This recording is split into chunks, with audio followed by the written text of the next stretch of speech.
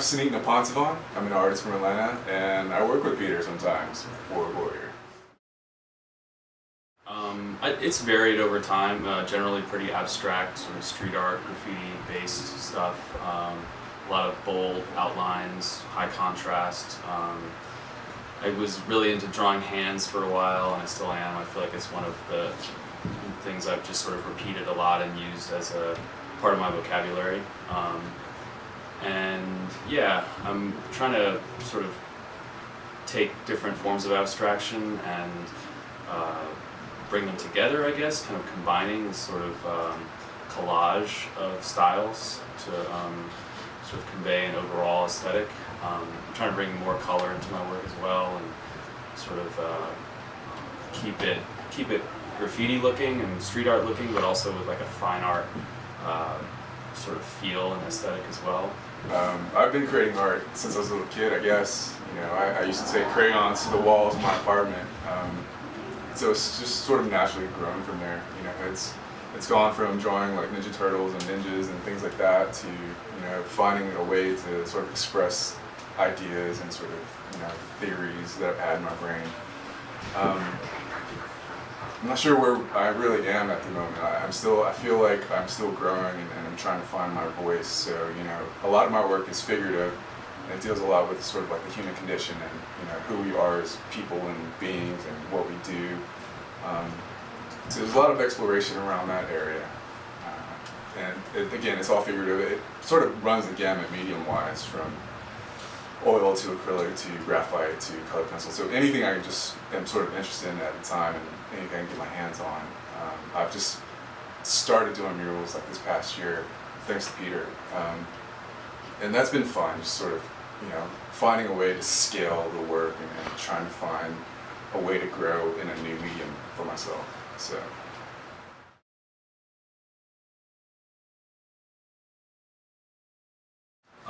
Yeah, so I think that Steffi and I were working on a project, Nicholas House. We were painting, I was helping the kids there paint a mural for their that organization, and she sort of came up with the idea that we would use artists from FOWARD Warrior for the next CSA as kind of a way of getting some of the muralists out of their element and painting smaller scale, or doing things smaller scale that could be, you know, they could make 30 of, and then just sort of getting everybody out of their comfort zone a little bit, as well as bringing some attention to WonderRoot CSA and getting some of the more well-known artists in the city to do this kind of work. And I think the people that I chose were all sort of picked because of their, you know, willingness, their desire to help out the community, first and foremost, their talent, of course, and people who I thought would have worked well for this kind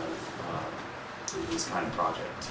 And I think it's going to be really cool because, you know, all these people, they're not just muralists. I mean, they're artists, period, and they can sort of kill it on any level. So I'm super excited to see what everybody does. I've really been into exploring perception and reality lately. So I think what I want to do is take an image and then distort it 30 times and then draw those distortions 30 times. So it's all sort of based on this idea that, you know, even like we all don't see things the same. We don't experience reality the same because we don't own the same equipment. You know, physically, what you see and what I see is not the same unless you're like a twin or something. You don't own the same equipment. And then when you layer on personal beliefs, politics, you know, religion, all that, reality is not the same for any of us. It's all subjective. And so I really want to start exploring that thought process, and these are going to be the sort of building blocks for me. So visually, you know, just trying to figure that out. For me, I think I'm going to be making a really large drawing. I think like a 4-foot by like 7-foot drawing that I'm just going to kind of progressively keep adding to and keep layering to or onto over, what is it, like 2.5 months, 3 months. And then at the end I'm going to try and sort of cut it up either just into squares or in some sort of unique way, and then mount that, frame that. And I think it'll be interesting just sort of seeing how the abstractions change or the imagery changes as I go through different things, because that's something that has always been a part of my work, is sort of where I'm at that moment, you know.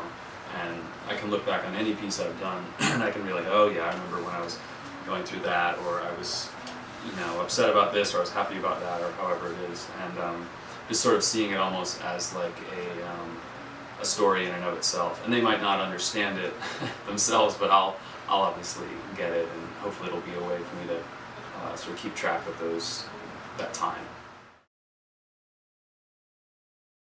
Yeah? Yeah. Were we articulate? I feel like... Very. Cut out every Yeah, yeah, that's the worst. No, you should listen to my WonderRoot podcast I did. Oh boy. It's like every...